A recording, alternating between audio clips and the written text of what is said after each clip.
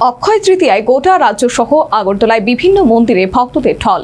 লক্ষ্মীনারায়ণ মন্দিরে বিশেষ পুজো, হালখাতা যাত্রার ধুম, সকাল থেকেই উৎসবের আমেজ, সমৃদ্ধির প্রার্থনায় মুখর ব্যবসায়ী মহল।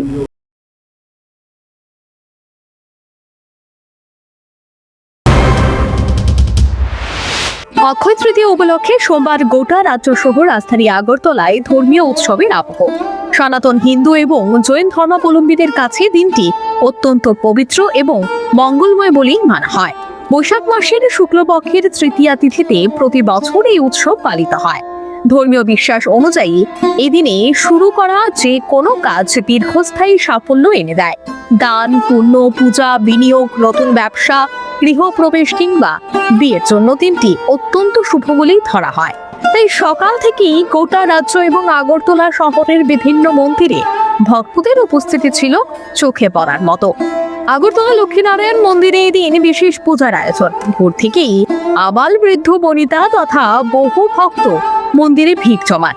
ভক্তি এবং শ্রদ্ধার সঙ্গে তারা পূজা দেন এবং পরিবারের সুখ, শান্তি ও সমৃদ্ধি কামনা করেন। মন্দির প্রাঙ্গণে মন্ত্র উচ্চারণ এবং আরতের মধ্য দিয়ে পরিবেশ হয়ে ওঠে আধ্যাত্মিক এবং উৎসব মুখর। ফলে সকাল থেকেই গোটা এলাকায় জনসমাগমে ছিল মুখর।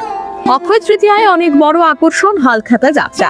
বহু ব্যবসা প্রতিষ্ঠান পুরনো হিসেব শেষ করে নতুন খাতা খোলার রেওয়াজ পালন করেন। এই ক্ষেত্রে নিজের মতো করে অক্ষয় তৃতীয়ার প্রেক্ষাপট বর্ণনা করেন সংশ্লিষ্ট জনৈক পুরোহিত। মানে শুভ দিন আর কি। অক্ষয় তৃতীয়ার দিনে সবাই ঘরযাত্রা, দোকান যাত্রা বা গণেশ পূজা করা হয়। অক্ষয় তৃতীয়া মানে পার্বতী শিবকে অন্ন দান করেছিল, তার লেগে অক্ষয় তৃতীয়া। অক্ষয় তৃতীয়া মানে একটা দিন, সব কাজেই শুভ।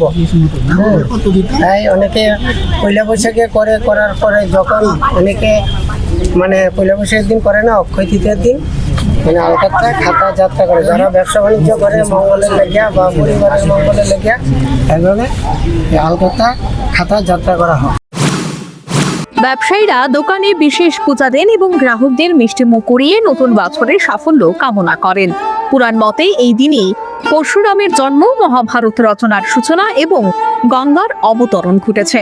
সে ঐতিহ্য আজও মানুষের বিশ্বাসে জীবন্ত। ধর্মীয় ভক্তি, সামাজিক রীতি এবং অর্থনৈতিক আশার মেলবন্ধনে অক্ষয় তৃতীয়া দিন গোটা রাজ্য এবং রাজধানী আগরতলায় এক অনন্য উৎসবের রূপ নেয়। Bureau report, news vanguard.